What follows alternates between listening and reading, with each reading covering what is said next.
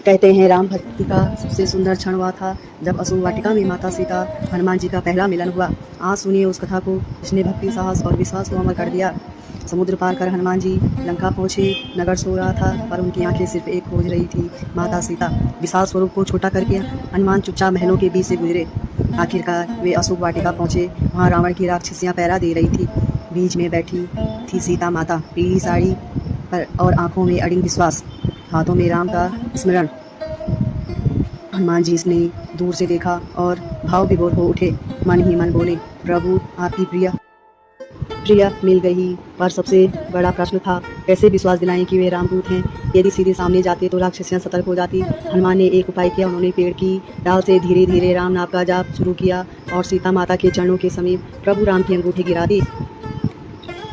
सीता माता ने अंगूठी उठाई और जैसे ही देखा, उनकी आंखों से अश्रुधारा बह निकली।